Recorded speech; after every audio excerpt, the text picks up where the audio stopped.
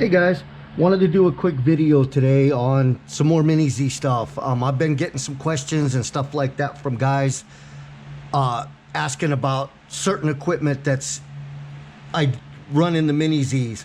So I think what I'm gonna do is it kind of got me to thinking, and I think I'm gonna start up a series on Mini Zs, and I'm gonna get into more depth on what I do with the cars, what's in them, recommended stuff to run, stuff like that. So because this question came up just yesterday, the first one I'm going to do is on the receivers. Now this is not for the box stock cars. The box stock cars run an FHSS receiver.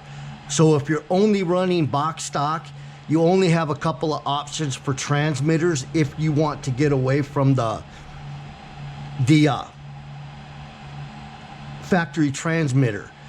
So I will get into transmitters in another video on how to set them up and which ones will work, which ones won't. Right now, the main two that everybody's running is that's the reason why I bought my RadioMaster MT12, because I can bind to the FHSS receivers that are in the box stock cars. You cannot change the receivers out of the box stock cars.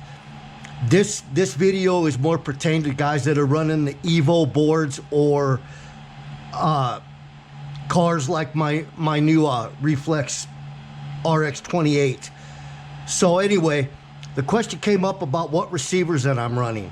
Well, I run the MXO receivers. Number one, cost. Number two, you can get them in multiple protocols, and sometimes you need different configurations and stuff to make them work. Now, MXO makes a ton of different models of receivers.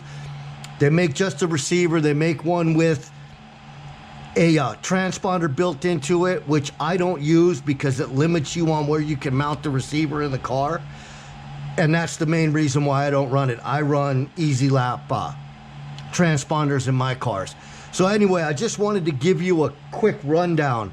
So you can get the receivers in a couple of different ways. This is an MXO receiver that is set up with the serial port. So your servo, ESC plugs in here.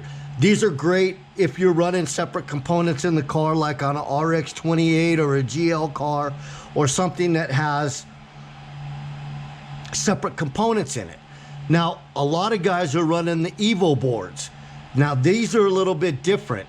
This is an Evo receiver, and you can see on the bottom that it's got this little bar plug on it. This plugs directly into the Evo board. So that's why they call them an Evo receiver. Now, one of the things that I do is, because I don't have a lot of the serial receivers like this one here, MXO came out with this setup so you can do it either way. So what this is kind of like an expansion board. So what it does is you can plug the Evo receiver into the top of it like this. You need to be kind of careful with these guys. You don't mess up these plugs when you do this.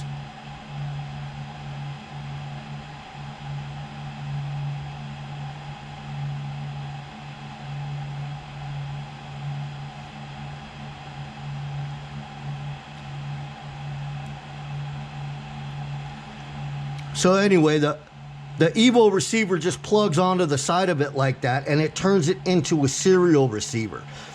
Now, I have a bunch of Evo receivers already, so I bought 2 or 3 of these, and they work awesome because it gives me the ability to run these in a car that has separate components, but not an Evo board in it. So it's a great option to have. So there's different ways you can do it.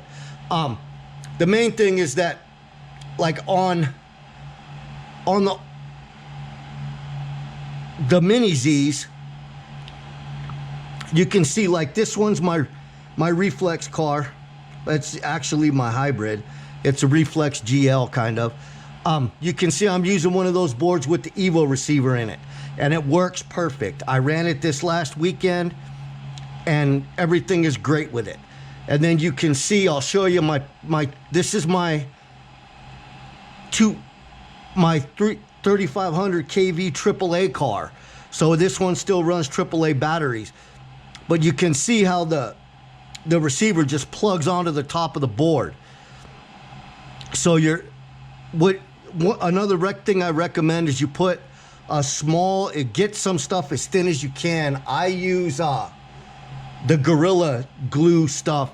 They make this really thin double-sided tape. Put a little bit of double-sided tape on the bottom side of the receiver, plug it into the board, and make sure it sticks down, because vibrations, or you get in a crash with another car and it could pop the receiver off of here, and then it comes unplugged and then you got no control of the car.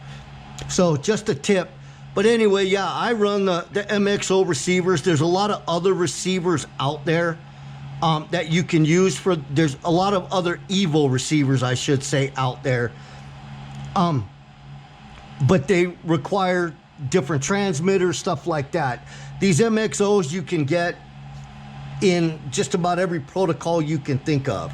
The FHSS, which is the Kyosho, you can get them in DSM, DSM2, you can get them in Fly Sky, you can get them in Noble. A lot of it just comes down to which transmitter you're running and which receiver you need. So anyway, just a quick video, and I'll put I got some race footage edited, so I'll put some race footage from last Saturday on the end of this video if you want to keep watching.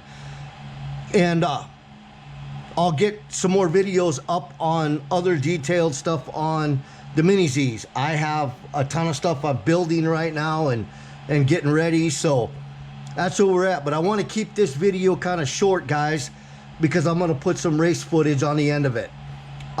One thing about the race footage, a lot of times when we're racing, we have copywritten music and stuff playing in the background. So I mute out the original audio and put music to it. So that's just, it is what it is, so I don't get flagged on YouTube. So anyway, guys, I will talk to you guys in the next one, and I'll hopefully get some more short videos like this up over the next week or two, and it'll help you guys with your Mini Z racing. Talk to you guys in the next one.